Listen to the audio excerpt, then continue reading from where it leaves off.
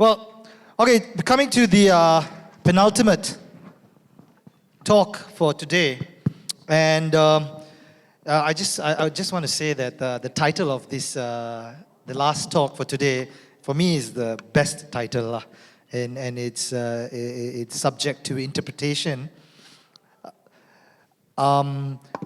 It's called From Comfort Zone to Calling, finally to Clarity.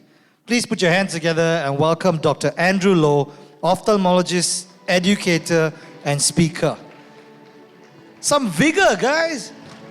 Yeah. Thank you, Azhar. Thanks, buddy. Can I just be real with all of you? Because what I'm going to share next is going to be 100% real, raw, and relatable. Because every doctor in this room knows this story. A story about out of the comfort zone and into the clarity. You see, we spend so many years of our lives studying, training, and so many sleepless of nights on calls, all along giving sacrifices to our family and to this profession that we love. And all along, we keep telling ourselves that one day, this will all be worth it. Sounds familiar? Because what happens when that day finally comes? And instead of being happy, you feel down. Instead of being stable, you're being uprooted. Instead of staying close to the ones you love, you are being sent far away. Well, that was me. I was lost, homesick, torn between service and family, disappointed with the system. Okay, you can see, I came to realize through the hard way that it takes a lot to reach out as a doctor. So today I'm going to share with you my journey. It is not some story made up of AI. It is a true life story, my life story, where how I was hit by the letter from KKM, where I was sent from north to south as a specialist. You see, this I will break down into 3 phases. The first phase is to reach out of your comfort zone when everything that you hoped for was taken away. Just a letter came and you have to go. How do you rebound back and how do you react to that? And the second phase would be how do you reach out of your clinic walls? Because you can plan whatever you want, but when things doesn't go your way, when there's a detour in your life's tour, how do you reach beyond your clinic walls? And lastly, how do you reach towards your greater calling? Because being a doctor is a job, but to find your greater calling, that's something bigger, and the fire can keep you going. So the first one, how do we reach out of our comfort zone? You see, all of us know our comfort zone very well. It is safe, predictable, comfortable, and we are very happy in our comfort zone. But deep inside our hearts, we know that growth and impact, it doesn't live inside a box. We need to get out of the box to find out who we really are. So this is my story. After years of training, I thought my life was going to settle down. I did my master's in ophthalmology in University of Malaya. Anyone from UM here? All right. I did 2 extra qualifications as an ophthalmologist throughout the 4 years. And when I was done, I thought finally life can settle. I thought finally I can serve my people at my hometown in Penang. But everything changed suddenly. When the letter came from KKM, instead of sending me in Penang, I was sent all the way to Johor. So instead, I found myself lost, homesick, and didn't know what I should do.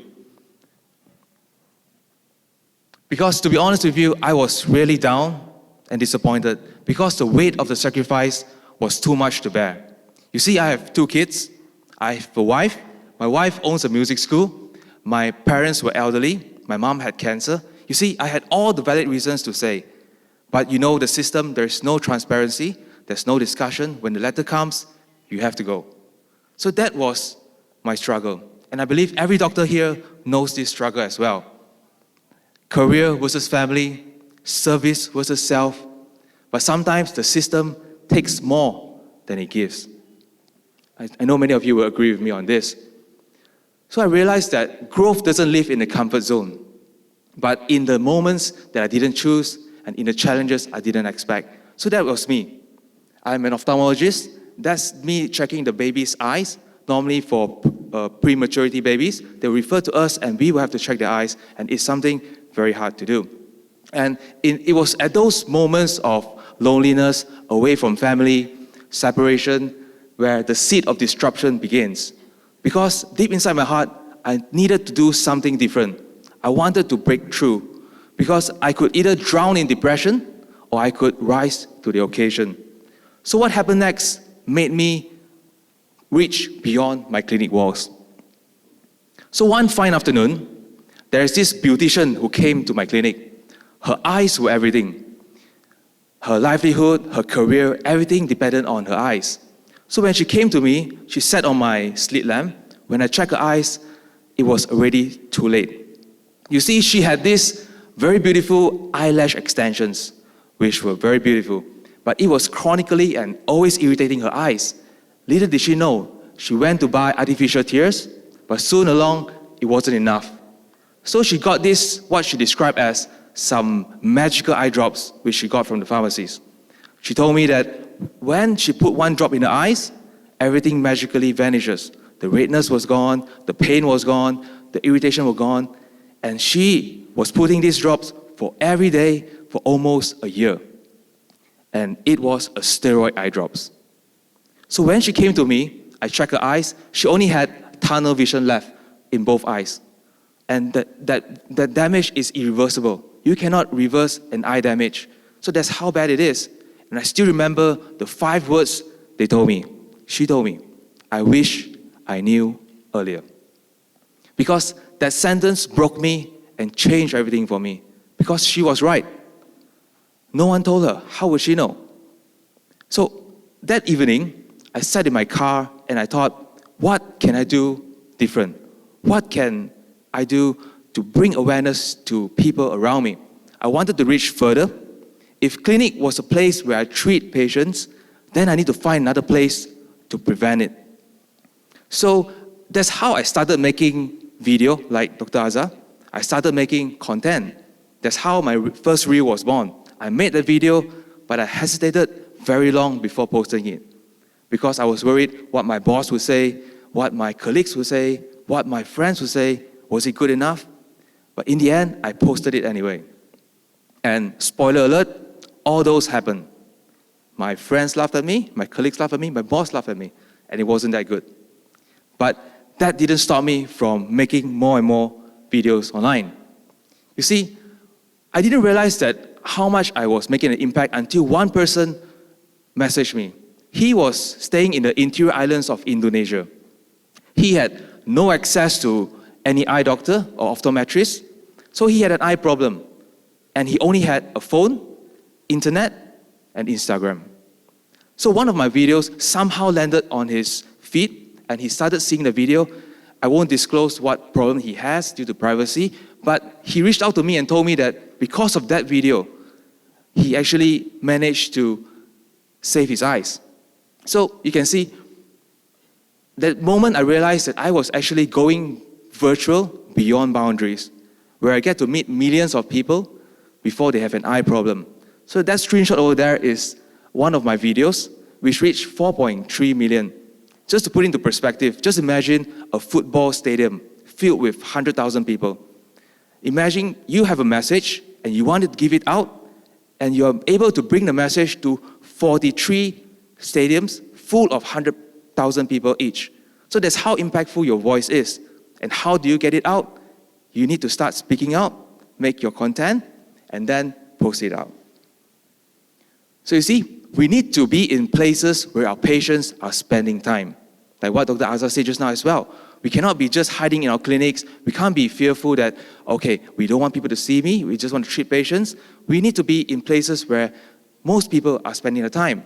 And research has shown that many people are going to social media to look for solutions. I know it's not the right place, but people tend to find their advice for relationship advice, life advice, medical advice, health advice.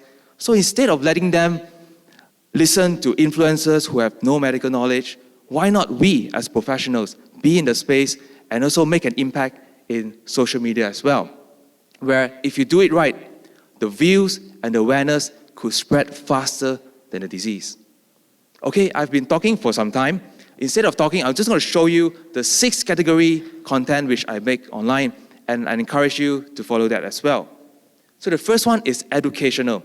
I'm just going to show you a short clip of it. If you want the full thing, you can just scan the QR code and you can head on to see the full thing after the talk. So educational content category is where you take a pain point from a patient and you use it to explain it to the patient in a daily life way. So just check this out. Okay, let me tell you a secret what happens to your eyes in the dark. So it's late at night and you're off the lights, you fall asleep, you start scrolling and scrolling and scrolling through your phone. So in the dark, people naturally that is, it's just like the door opening wide for more light to enter the eye. Imagine your phone screen is so bright and your eyes are glued on it. It's just like the car driving towards you, high on and look directly into the eye. This is how bad it is, even after the because you're fully captivated with it and your eyes are fully locked on the screen. But let me tell you, your retina is very sensitive to light, especially in the dark. The light of your phone shines directly through the light vehicle and onto the retina and onto the medulla, which is the moon. So I'm not going to show the full video, but you get the point. You take something very simple, you try to explain it as though you're talking to a 5-year-old, and you use examples, and you use your expertise, your knowledge, your experience, because this is what I talk to my patients every day. So instead of just talking to patients, I just make it into a video. I believe just now there's someone who asked, how do you overcome the fear of talking to a camera? So you just have to keep talking, keep practicing. That's the tip. So besides educational content, you can actually make something which is funny. Because nobody likes to watch educational content every single day. Just imagine every day watching about your eyes, about your health. That's just boring. So you can make some funny content such as this. I was making this with my children.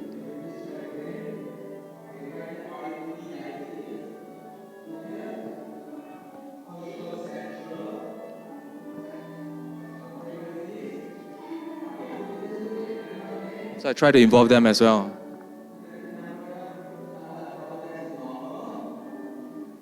So you see, if you add in a little bit of personal life into your content, it makes you more of a human.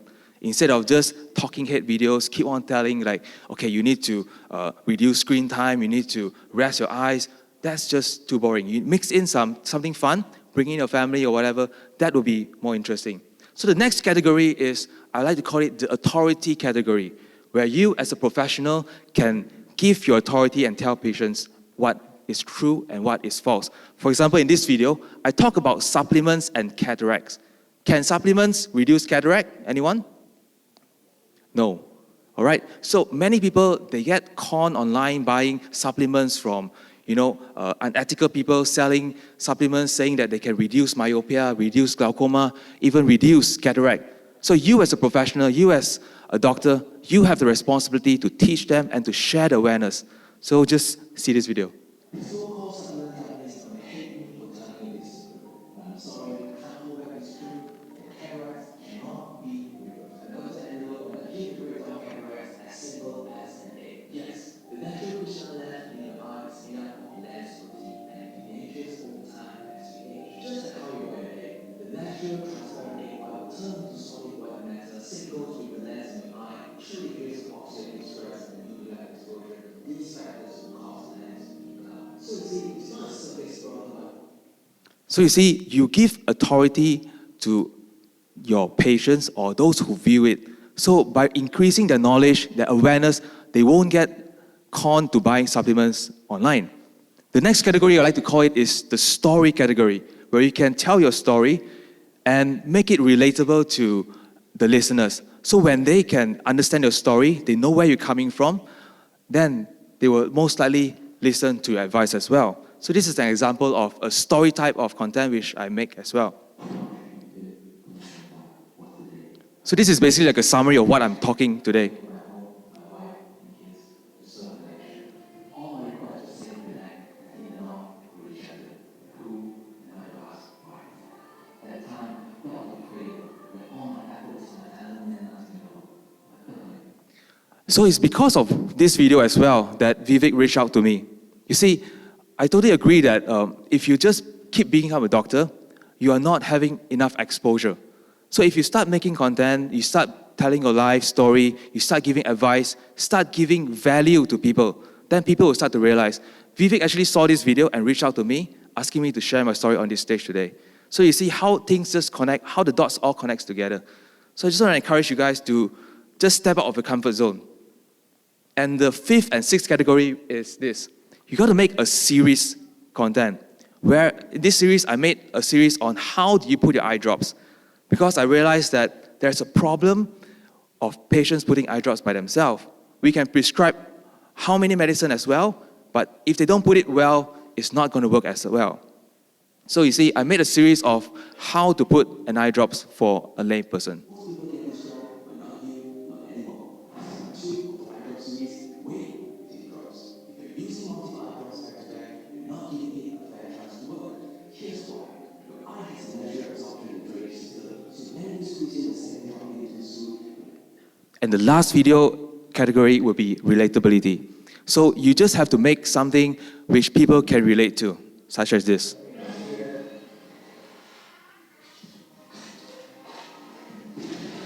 I believe many of you dropped your pens before as well. So you see, the timing was perfect. I was sent far away. I had a lot of time away from the kids, away from my wife, and I needed to find a purpose. So through this hardship, through this pain, I found that creating content was my outlet. And from this, I found that I could actually reach so many people around me. So coming to the last point before I close, is to reach towards your greater calling. If you see the green stripe area over there, that's your calling. And your company is on one side. It could be your hospital, your clinic, your department, whatever you do. And on the other circle is your purpose. You can have so many purposes in life, but you need to find that sweet spot where you overlap with your company. That's your greatest calling. Because being a doctor is just a job. A calling, that's something deeper. And being a doctor, we know that it fills our hours throughout the days from 8 to 5, sometimes even 24 hours, 36 hours, 48 hours. You see, but if you find your calling, if you find something that is worth doing, it fills your life. It creates the passion in you, the fire keeps burning in you, and you can keep going on and on. You see, I have to admit that most days, not every day, I was excited to go to work as a doctor as well. But when you find your passion, you get excited every single day. And my next challenge for you is, what makes you feel alive? What makes you feel alive? Because you see, being a doctor is sometimes just to treat patients, and sometimes you don't feel the fulfillment as well. Because medicine is just a path, but your calling, that's a compass. And for me, I was found that what I like to do, besides treating patients, is to spread awareness, fight misinformation, and to bring eye health to the next level. So who will you reach? There are so many people around the world, millions of people around us, our friends, our circles. Who will you reach? So I'd like to encourage all of you. I will close with this. Don't let the comfort zone cage you. Don't let your clinic walls contain you. And don't let your routine job silence you. Because out there, there's someone who needs you.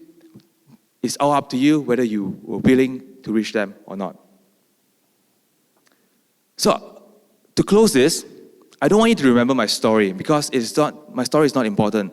But I want to encourage you to reach out of your comfort zone, because when you do this, you not only survive the system, you thrive through it. And when you reach beyond the clinic walls, you're not just treating patients anymore. You are transforming lives beyond your imagination. And if you reach towards your greater calling, you don't just have a job. You have a passion, your fire will keep burning, and you'll be very satisfied with your life and your career. So I'm Dr. Andrew Low, and I'm still reaching. Thank you for your time. I'll see you on Instagram. So thank you. Thank you so much, Andrew. We're going to put up a QR code there just for you to answer any questions if anybody has anything to ask. Anyone here who wants to put up their hand and ask some questions? There were some very pertinent points that I also want to point out after this, but I'm giving the floor to the participants first. Anybody want to ask anything? I think. Yeah, wonderful.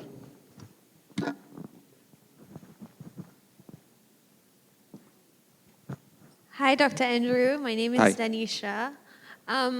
Thank you so much, first of all. I think it was very informative and really interesting to watch as well.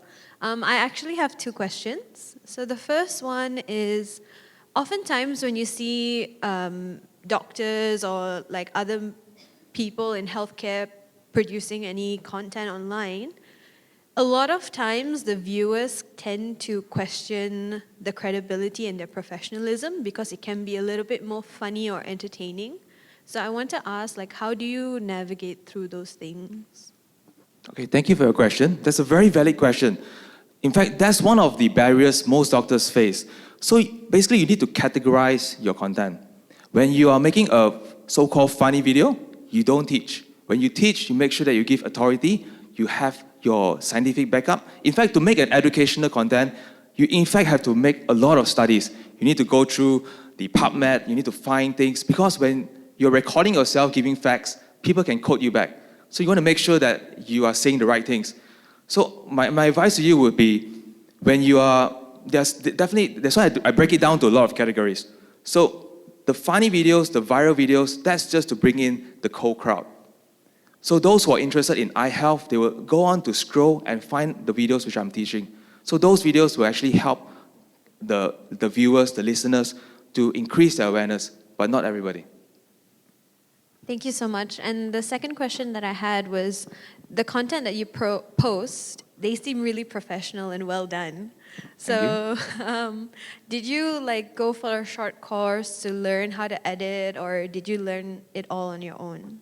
Okay, so if you want a workshop, I think I can ask the organizers to organize one, then we can talk in real detail how to do it. I basically do it all by myself, okay? Because I love making videos. I used to make videos for traveling with my wife and everything. So I just started 6 months ago, where I used my creative side to mix together with my ophthalmology side to actually make this video. But CapCut is a very easy one to start with, and they have this auto caption thing. You just click auto caption, everything comes out. So you just have to make a talking head video, put in some B-rolls, put in your captions, make sure it solves a problem. Just find a problem in your profession. You could be in any specialty. Find a pain point, give a solution. No, wait. Find a pain point, explain it, give a solution, and end it. You don't have to give 10 points or 3 points, just 1 point. And just make a video. It doesn't have to be perfect to start with. I didn't come to this on my first video as well. My first videos was pretty bad as well. So you just improve 1% from every video you do. I think I post 1 to 2 videos per day. So that's how committed I am. So if you do it consistently, you'll make it. Thank you for the question. Up to you if you want to take another question or so. Totally up to you. Still have time. How do creators find a balance between sharing their passion and making financial stability? So I've been doing this content for 6 months, and guess how much I made? 0. So it's not about financial for me, because it's more for me as exposure. I can't answer you that financial sustainability because I have not reached there as well. I'm still reaching. I have not arrived yet. So, but I can answer that balance thing. You need to find a balance between your passion, your hobby, and your life at your work, and also your life outside work, which is your family. So to find a balance, what I like to do is I would make sure that let my kids sleep. After that, it's my time to make the content. After work, so basically you're working overtime. So if you find that interesting, if you find your passion, the topic that you want to make, you don't need anybody to push you. You can just keep doing and doing and doing. So you just have to strike a balance between them. So how do you juggle time, content creation? Yeah, I think that I answered that as well. How do you face criticism from your educational video? Yes, the comment section can be very brutal. Yeah, but just remember, the one typing the comment behind that is probably not a doctor, probably just someone who just wants your attention. And sometimes I have a video, if you go and see, there's a very, very, very harsh comment. And because of that comment, everyone started bombarding him. So that video sort of like got more and more views and more reach. So you don't have to be afraid of criticism. As long as you say the right thing, your points are okay, and you don't touch on sensitive topics, like you don't criticize the government, you don't criticize KKM, all those kind of things, I stay away from that. You just make sure that every video that you post brings value to yourself and to the audience. I think that's the way to go. Okay, I think that's about it. Yeah, fantastic. Thank you so much. Please give a round of applause. Thank you so much, Andrew. Thank you, buddy. Appreciate it. Well, guys, before we close up, I took away three points from his very enlightening presentation. The first one was probably the most important one, because all of us here are doctors, young or old, it doesn't matter. So the main thing that we're supposed to do is actually to help another human being if they're having a medical problem. And the ability for him to reach out or